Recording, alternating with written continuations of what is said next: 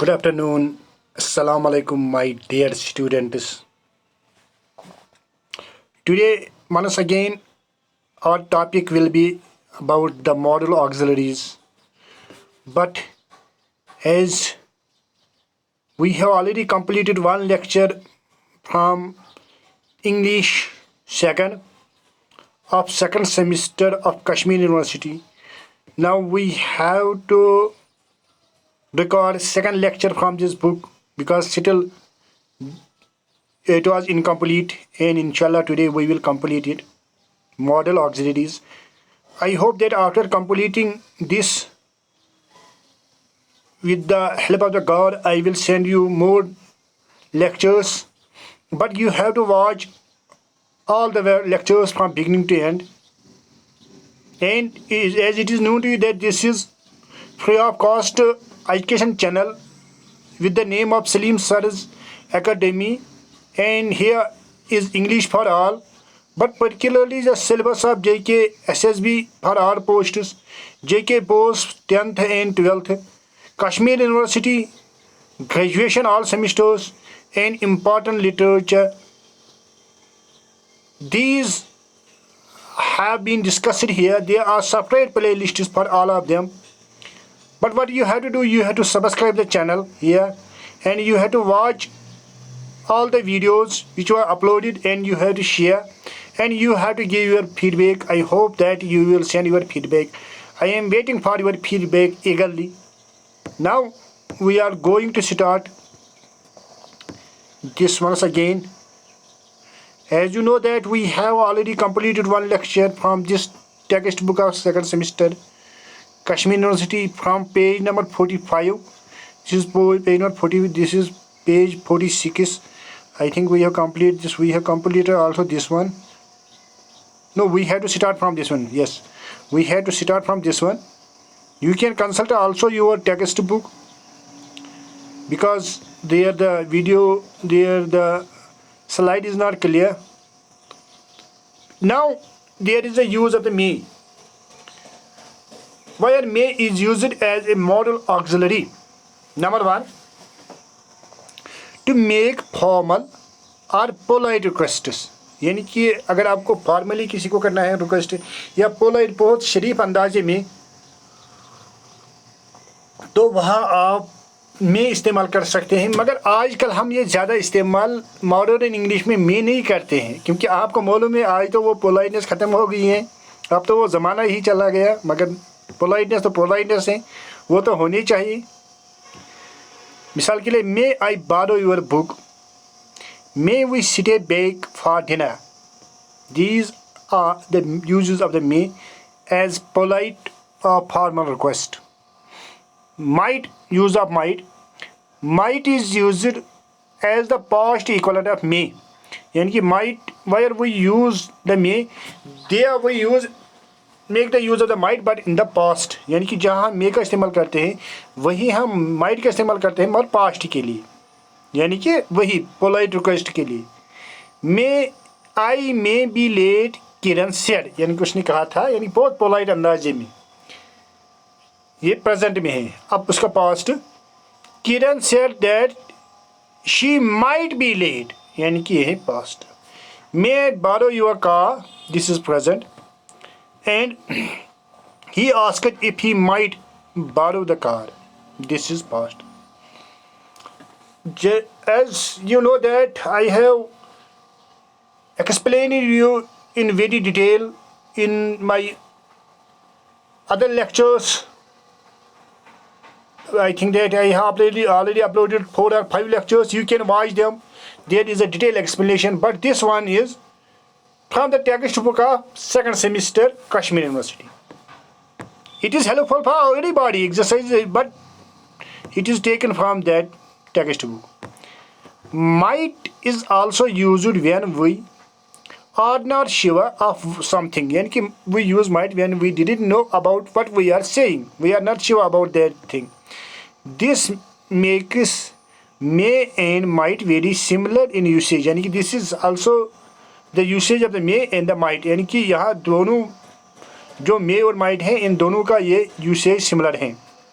Both indicate इस possibility, यानी कि दोनों में पॉसिबिलिटी दिखाते हैं, जो आपको मैंने बार बार कहा था।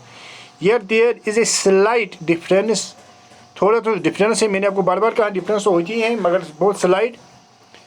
Sentences might are used a less positive version, जहाँ माइट होता है वहाँ लेस पॉजिटिव वर्जन होता है। यह आपको अभी एग्जाम्पल से समझ आएगा। When something is less likely to happen, जो मतलब जब कोई चीज़ ज़्यादा होने के चांसेस नहीं होगी, वहाँ माइट इस्तेमाल करते हैं। ऑफ मे और टू इंडिकेट वीकर प्रोबेबिलिटी, यानी कि मे क्या ये वीकर प्रोबेबिलिटी दिखाता है। However the rule is flexible and varies according to situation, मगर ये रूल फ्लेक्सिबल है, आप उसका भी यूज़ कर सकें दोनों का। Might is also preferable for hypothetical situation, मतलब जहाँ हम ख्याली सोचेंगे वहाँ माइट को भी इस्तेमाल कर सकते हैं। मगर मैंने आपको बार बार कहा है कि आपके एग्जाम्स में सेंटेंसेस में ब्लैंक्स पूछे जा रहे हैं, आप वहाँ ज़्यादा बाउंड नहीं होते हैं। अगर पैराग्राफ होता है तो पैराग्राफ में इंसान ज़्यादा बाउंड होता है, क्योंकि वहाँ पूरा मालूम होता है कि मूड ये क्या दिखा रहा है। For example, it might rain tomorrow, less positive than may, ये मे से ज़्यादा पॉजिटिव नहीं है, यानी कि अगर हम मे कहेंगे वहाँ ज़्यादा पॉजिटिवनेस है बारिश पड़ने की। I might not have the time to go shopping, यानी फिर से वही लेस पॉजिटिव देन मे, यानी कि मे से ज़्यादा ये पॉजिटिव नहीं है यहाँ, मतलब इसका मतलब है इसको टाइम होगा थोड़ा। She might be home by now, यानी कि वो घर में हो सकती हैं, मे बी और मे नॉट, अगर मे हम इस तरह वो कंप्लीटली होगी। If they lived in another time their lives might have been different, यानी कि अगर वो और किसी वक्त में होते थे तो उनकी जो ज़िंदगी थी वो कुछ अलग होती थी, यानी कि हाइपोथेटिकल है, ख्याली हैं। मस्ट ऑट टू हैव, अब हम इनका देखेंगे इस टेक्स्ट बुक से, सेकंड सेमेस्टर के टेक्स्ट बुक से। Must is used to express necessity और ओब्लिगेशन, जो मैंने बार बार कहा लास्ट लेक्चर्स में, मस्ट दिखा रहा है नेसेसिटी, यानी कि ज़रूरी, और जो हमें मोस्ट इम्पॉर्टेंट ओब्लिगेशन होगी। You must improve your habits, आपको अपने आदत में मतलब इम्प्रूवमेंट लानी चाहिए, यानी कि कंपलसरी है, मस्ट है। We must do well in the examination, हमें एग्जामिनेशन में अच्छा करना चाहिए, ज़रूरी है। ही मस्ट गो टुमारो, उसको आज जाना चाहिए, ये मस्ट है। You haven't got much time, you must hurry, यानी कि आपको ज़्यादा वक्त नहीं है, इसीलिए आपको ज़रूरी है कि आपको जल्दी करना चाहिए। मस्ट यहाँ दिखा रहे हैं ज़रूरी। Must is also use to show that we are certain that something is true, और मस्ट ये भी दिखा रहे हैं कि हमें पूरा यकीन होता है कि कोई ना कोई चीज़ सच है। The hearing is switched off, the, एक सेकंड यहाँ साफ नहीं आ रहा है। The heating is switched off, you must be freezing, यानी कि हीटिंग तो अब स्विच ऑफ हो गई है, अब आपको ठंड लगा हुआ होगा, तो ये ज़रूरी सी बात है। जब हीटिंग नहीं होगी तो एयर कंडीशनर या जो मतलब कूलर बाकी वो कैसे काम करेंगे। It must be nice to live in Goa, यानी कि गवा में रहना बहुत अच्छा होगा, ज़रूरी सी बात है। गवा तो है, हर कोई वहाँ उसकी तारीफ़ें करता है, जैसे कश्मीर की तारीफ़ें करते हैं लोग। I can't remember whether I kept the book, it must be getting old, यानी कि उसको याद नहीं है उसने किताब कहाँ रखी है। अब सीधी सी बात है, वो पुरानी भी हुई होगी, मालूम नहीं है कब उसने रखी है। और एक और है, are to is use to express moral obligation, यानी कि आर टू भी इस्तेमाल होता है मॉरल ओब्लिगेशन के लिए। We are to protect the environment, हमें अपने माहौल को बचाना चाहिए। हाँ, 1 सेकंड, हाँ, you are to help your family, आपको अपने घर वालों को मदद करना चाहिए। She are to know better, यानी कि वो तो अच्छी, इसको इसके बारे में मालूमात होगी, वो अच्छी जानती हैं। हाँ, have to is use to express strong obligation, अगर आपको ओब्लिगेशन होगी, खतरनाक ओब्लिगेशन, वहाँ हम हैव टू इस्तेमाल करते हैं। यूजुअली व्हेन सम एक्सटर्नल, यहाँ समझना, सर्कमस्टेंसेस मेक ओब्लिगेशन नेसेसरी, अगर आपको मतलब अपनी ओब्लिगेशन होगी, अपने आप से आपको लगेगा वो नहीं, अगर आपको मतलब बाहर से कोई कंपल्शन आएगा तो वहाँ हम हैव टू इस्तेमाल करते हैं। I have to arrive at work at 8 AM sharp, यानी कि आपको 8 AM पर आना है काम के लिए। क्यों आपको, आप खुद विलिंग नहीं है, मगर क्या, my manager is very strict about punctuality, यानी कि आपको एक्सटर्नल कंपल्शन है, यानी कि मैनेजर का, इसीलिए आप हैव टू यहाँ इस्तेमाल करते हैं। You have to pass the qualifying exam और the university will not accept you, यानी कि आपको तो क्वालिफाई करना पड़ेगा एग्ज़ाम, वरना यूनिवर्सिटी आपको एक्सेप्ट नहीं करेगी, यानी कि ये कंपल्शन है आपको यूनिवर्सिटी से कि वो आपको आपके रजिस्ट्रेशन ही कैंसिल करेंगी। I have to circulate the minutes of the meeting to the chairperson for approval, यानी कि आपको चेयरपर्सन को मीटिंग के जो मिनट्स हैं वो भेजने पड़े होंगे अप्रूवल के लिए। इसी तरह है मस्ट एंड नीड नॉट, एक है मस्ट यानी कि उसका अपोजिट है मस्ट, एक है नीड और इसका अपोजिट है नीड नॉट। आपको तो मालूम है ये शॉर्ट फॉर्म्स। मस्ट या must not is used as a negative of must, जो आपको मालूम है, to indicate that it is necessary that you do not do something, यानी कि यहाँ आपको कोई चीज़ करने का ज़रूरत नहीं है। मिसाल के लिए द लेडी इज़ अस्लीप, वो सोई हुई है, यू मसंट टॉक लाउडली, आपको इसलिए ज़ोर से नहीं कहना चाहिए। This is private property, you mustn't trespass, ये प्राइवेट प्रॉपर्टी है, आपको इसको मतलब ख़त्म नहीं करना चाहिए। You mustn't walk on the grass, या आपको यहाँ जो ग्रास है वहाँ से गुजरना नहीं चाहिए। I haven't got much time, I wasn't wasted, यानी कि आपको ज़्यादा वक्त नहीं है, इसीलिए आप इसको ज़्यादा ज़ाया नहीं करना चाह रहे हो। नीडेंट में इसलिए जल्दी कह रहा हूँ, ये बराबर नीड और मस्ट के बारे में है। Needn't is used as a negative of the need to indicate something is not necessary, यानी कि हर अपोजिट है नीड का। You needn't to speak loudly, we needn't to go in to details now since we seem to agree on the general principles, जैसे हमने भी मतलब यहाँ प्रिंसिपल्स हमने याद रखे हैं, अब ज़्यादा हमें डिटेल में जाने का ज़रूरत नहीं है। You needed to whisper, nobody can hear us, यानी कि आपको विस्पर करने का ज़रूरत नहीं, कोई हमें सुनेगा नहीं। A good way to distinguish between the two is to remember that we must to say that something is not allowed and needed to say something is not necessary, यानी कि हमें ये नहीं कहना चाहिए। Can, could, can, be able to, अब इन दोनों को देखेंगे हम, कैन और बी एबल टू। क्या मैं कह रहा हूँ, कुड और बी एबल टू, कुड और बी एबल टू को आप देखिए कहाँ ये यूज़ होते हैं। Could is used in the past of can, यानी कि कुड इस्तेमाल होता है जहाँ हम कैन इस्तेमाल करते हैं प्रेजेंट, उसी तरह हम कुड इस्तेमाल करते हैं पास्ट के लिए। I can swim he said, यानी कि ये प्रेजेंट की बात है, अब हम पास्ट की बात करेंगे। He said that he could swim, ये पास्ट की बात है, जब वो जवान था वो तैर रहा था। Could is also use to make polite request, जैसे हमने पहले भी पढ़ा था, ये पोलाइट रिक्वेस्ट के लिए भी इस्तेमाल होता है। Could you help me please, could you let me some money, हाँ 1 second. Could is also use to indicate possibility and similarly in meaning to might, यानी कि ये पॉसिबिलिटी भी दिखा रहा है जैसे कि माइट दिखा रहा है, क्योंकि आपको मैंने पहले भी कहा था कि बहुत सारे इनके रूल्स सिमिलर हैं। It couldn't rain later take an, it could rain later take an umbrella, यानी कि मे भी बारिश में हो सकती हैं, तो इसीलिए आपको अपना छाता साथ लेना चाहिए। She couldn't be there by now, शायद वो वहाँ इस वक्त नहीं होगी। It couldn't be him at the door, लग रहा है वो दरवाजे पर नहीं होगा। Could is also use to describe ability someone had in the past, जैसे मैंने आपको बार बार कहा है, ये मतलब पास्ट की एबिलिटी किसकी दिखा रहा है, जो इसमें पास्ट में थी आज नहीं है।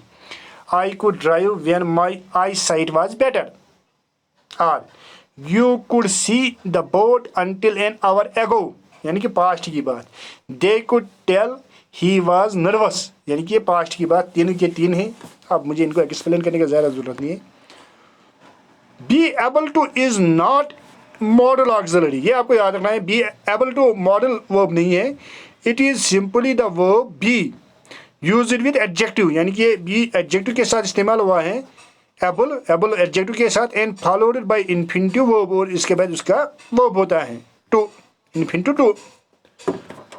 Be able to is sometimes used instead of can and could to express ability, यानी कि कभी कभी हम can और could के बदले इसको इस्तेमाल करते हैं, मगर ये खुद modal auxiliary नहीं है.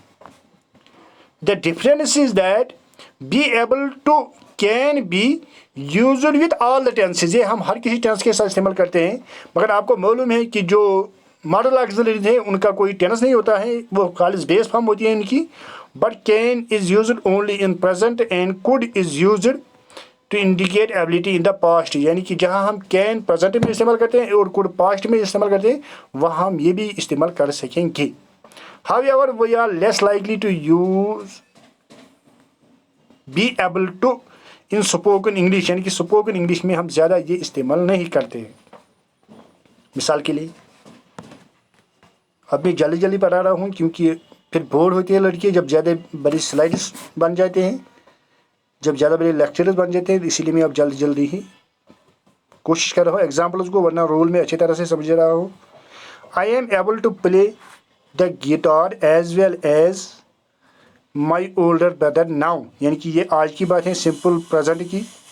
Hina is able to cycle long distance without getting exhausted, ये भी है सिंपल प्रेजेंट. मैंने आपको प्रेजेंट बहुत अच्छे तरीके से पढ़ाया था टेनिस में.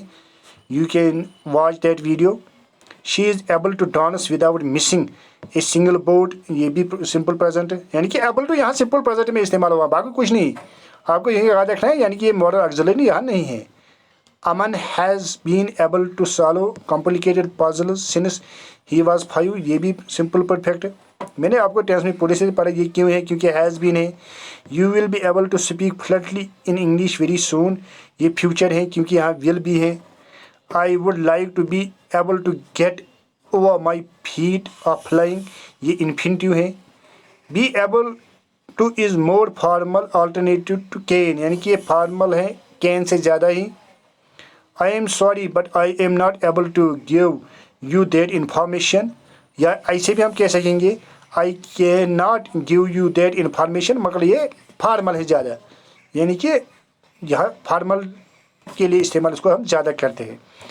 आप कुछ मॉडल्स हैं, ये एग्जाम पॉइंट ऑफ व्यू के लिए ज़्यादा इंपॉर्टेंट नहीं है, जिनको हम सेमी मॉडल्स कहते हैं, यानी कि इनके कुछ कैरेक्टर्स मेन वर्ब के हैं और कुछ कैरेक्टर्स इनके मॉडल ऑक्सिलरी के हैं, तो इसीलिए इनको सेमी मॉडल्स कह रहे हैं कि ये हाफ ही मॉडल्स हैं. वो कौन कौन है, डेयर और नीर, ये मैंने आपको वहाँ जो मैंने लेक्चर इसके बनाए थे पहले, उसमें मैंने आपको ये मतलब डिटेल में एक्सप्लेन किया था. Dare and need are classified as semi modals. Similarly to modal verbs these share some characteristics main verbs, जो मैंने आपको पहले ही कहा है, कुछ कैरेक्टर्स इनको मेन वर्ब से मिलते जुलते हैं. They take the auxiliary verb to do to form negative और इंटरगेटिव फॉर्म्स, यानी कि जब ये मेन वर्ब इस्तेमाल होते हैं तो उस वक्त इनके साथ हेल्पिंग वर्ब होता है do, or they do without it, या कभी कभी नहीं भी होता है. If dare is used as a main verb it requires an object and will have to be followed by a to infinitive, यानी कि अगर ये एज मेन वर्ब होगा तो इसको ऑब्जेक्ट ज़रूर होता है, या इन्फिनिटिव होता है, यानी कि to infinitive to. When used as semi modal verb it is followed by an infinitive without to. जब ये एज मॉडल ऑक्सिलरी होगा तो उस वक्त इसके साथ इन्फिनिटिव टू इस्तेमाल नहीं होता है. मिसाल के लिए अब आपको एग्जाम्पल से समझ में आएगा. Go on I dare you to, यानी कि यहाँ ये ऑर्डिनरी वर्ब है, यहाँ मॉडल ऑक्सिलरी नहीं है, यानी कि आई डेयर यू टू क्योंकि टू है और ऑब्जेक्ट है. He doesn't dare to go there, यहाँ भी ये ऑर्डिनरी वर्ब यानी कि वर्ब है। Non dare to go there यानी कि यहाँ तो हेल्पिंग वर्ब आप देखते हैं कोई नहीं, डू डज डिड नहीं है, खाली डेयर है, इसलिए सेमी मॉडल वर्ब है यानी कि सेमी मॉडल है। डेयर आई गो देयर यहाँ भी आप देख रहे हो डू वो नहीं है, डू डज नहीं है, इसलिए सेमी मॉडल वर्ब है। डेयरंट ही गो देयर यहाँ भी डेयरंट है, यहाँ भी डू डज नहीं है, हेल्पिंग वर्ब कोई नहीं है, इसलिए सेमी मॉडल वर्ब है। मुझे लग रहा है आपको ये समझ में आया होगा। अब नीड है लास्ट वन, आपके टेक्स्ट बुक के मुताबिक लास्ट वन है, from your text book it is last one. Need is normally used in the negative form to indicate that there is no obligation और नेसेसिटी टू डू समथिंग, यानी कि need को हम not इस्तेमाल करते हैं और ये दिखा रहा है कि ये ज़रूरत नहीं है। You need it take off your shoes, मतलब नीड इट आपको नहीं निकालने चाहिए। Nobody needs to know the name of the person who made the complaint, यानी किसी को इसका मालूम नहीं है कि किसने कंप्लेंट की। Not a thing needs to be changed on this page, यानी कि यहाँ कोई चीज़ हमें चेंज नहीं करना है। We need to spare my time on this topic, यानी हमें इस टॉपिक पर और वक्त नहीं गुजारना चाहिए, ज़ाया नहीं करना चाहिए। मुझे लग रहा है कि इसी तरह हमने कंप्लीट किए हैं model auxiliaries from the text book of second semester. और अब यहाँ आपके सिलेबस में आपके टेक्स्ट बुक पर हैं एडवर्ब्स और एडजेक्टिव्स, यानी कि जो मेन पोर्शन है। तो एग्ज़ाम में भी इन्हीं तीनों से आपको ग्रामर में क्वेश्चन पूछे जाएंगे, यानी कि फाइनल एग्ज़ाम की बात मैं कर रहा हूँ। फिर तो जो इंटरनल असेसमेंट है वहाँ जो भी मैंने आपको वीडियो में पढ़ाया, जो भी मैंने आपको ग्रामर आज तक पढ़ाया है, वो टेनिस हैं या और कुछ है या ये मॉडल्स हैं, तो उसका इंटरनल असेसमेंट का एग्ज़ाम ज़रूर होगा, वहाँ यही पूछे जाएंगे इंटरनल असेसमेंट में। मगर जो एग्ज़ाम आपका फाइनल एग्ज़ाम है वहाँ यही मॉडल ऑक्सिलरीज तो ये अपने आप कंप्लीट किए हैं। उसके बाद है आपका एडजेक्टिव्स और एडवर्ब्स, इंशाल्लाह हम उस पर भी बनाएंगे lecture. I hope that you will do one thing, that is you will subscribe this channel and also you will share this channel and also you will watch all the videos from beginning to end, and wherever you feel necessary the change you will send me the feedback so that I will modify my way of teaching. I will modify even the lectures which I have uploaded if you will send the feedback. Once again I say you that it is free of cost education channel, that is Salim Sir's Academy, English for all. There are separate playlists for JK SSRB all posts, JK both 10th and 12th, Kashmir University graduation all semesters, and important literature. I hope that you will enjoy it. Okay, thanks, goodbye. Okay.